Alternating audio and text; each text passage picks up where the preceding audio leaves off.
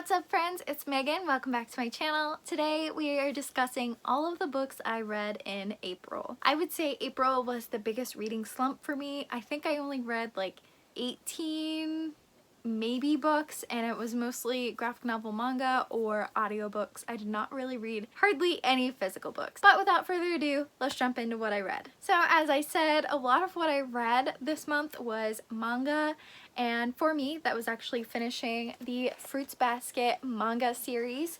I read volumes 16 through 23 and finished the series, and it ended perfectly. It couldn't have ended better. I loved the couples that ended up together. I loved the backstory. I was a little taken back by one of the couples, but other than that, it was exactly what I wanted it to be. I also picked up the 3 volumes of Fruits Basket Another. I had to return volume 2 to the library, but this is the sequel to Fruits Basket, in which we are following the children of the Soma family. It was a lot of fun as well. It wasn't nearly as fun as Fruits Basket, but I still enjoyed the plot and the characters and seeing what happened and how the kids are like their parents and all of that good stuff. So there's half my reading right there. Speaking of finishing series, I also finished the A Curse So Dark and Lonely trilogy by reading A Heart So Fierce and Broken. Yes, I know I read this in March and then immediately reread it in April. I just felt like the first time I read it, I wasn't paying enough attention and I missed a lot because I did a synopsis review and I was like, wait, when did that happen? Wait, when did that happen? I just reread it really quickly and I actually gained a lot more from it the second reread. Then also a vow so bold and deadly. This trilogy kind of went downhill for me from the first book.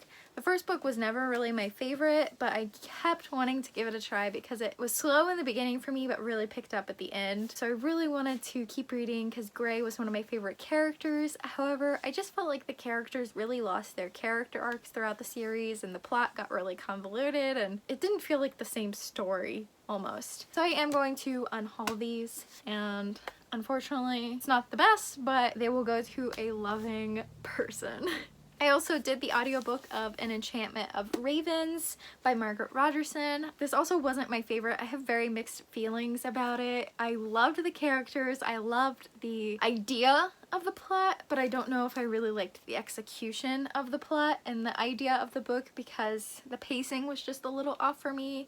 It felt very insta-lovey and like things were happening very quickly, whereas if Margaret had drawn it out, I think I would have liked it more. If you aren't aware, this tells the story of a painter who is renowned within the Fae. She's a human, but the Fae are in love with her work, so they often go to her for their commissions, and one day the Autumn Prince goes to her for a commission and she paints a soul within his eyes, or like you can see the soul in his eyes, which is a big no-no in the Fae world. So she's basically put on an execution trial for doing this, but she painted the soul in his eyes because they fell in love during their like commission time together. So I loved the idea, as I said, but the execution was just kind of poor. So I don't know if I'll keep this one either.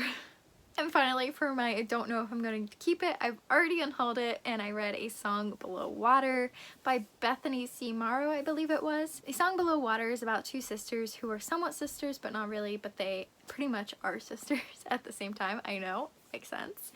One of them is a Renaissance fair mermaid and she is struggling with her identity and discovering if she is a real mermaid or if she's just the Renaissance fair mermaid, because in this world there are fantastical elements. And our other sister is an actual siren and has to deal with the idea that sirens are not to be trusted and conniving and that sort of thing, so she just never talks because she doesn't want to be perceived as that persona. It did tie into some social issues in a fantastical way, and it was really interesting. However, I've never really been a fan of tying reality and fantasy together very much. It's always been a struggle for me, and I think I've expressed this before, so that is why I'm going to be unhauling the book.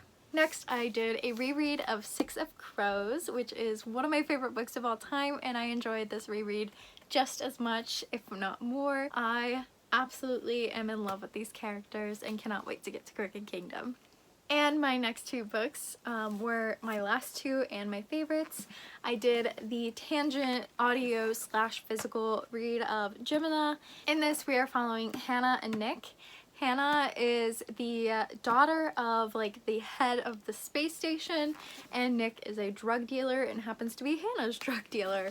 And one day when she goes for a drug deal, when she's supposed to be at her father's speech, an enemy team takes over and actually kills a bunch of people and takes over the ship and everything, and Hannah and Nick are on the way to make it stop. It does tie in Katie from Illuminae as well as Ezra, and of course our favorite villain that we love to hate, Aiden, who is a sentient AI that has a very interesting moral compass, to say the least, and I loved this book so much. It's my favorite of the Illuminae trilogy for sure. And finally, I would say Gemini and this book tie for my favorites of the month. And this book was Well Met by Jen DeLuca. I read the audiobook of this, and it is following Emily, who is a cool aunt per se. Her sister actually got in a car accident and has a broken leg and needs someone to help take care of her daughter Caitlin. So Emily steps in to be the cool aunt and help out during the summer. And Caitlin is very interested in joining the Renaissance Fair. However, in order for her to join, she does need a chaperone. So Emily joins so that Caitlin can join. Emily has no idea what she's getting herself into, and it seems that the runner of the fair, Simon, just seems to hate her for whatever reason. So she's going through this like enemy phase with Simon. However, on the very first day of fair, their fair characters are arranged in marriage, and now they have to get through the fair season being in love on set. So it was so fun.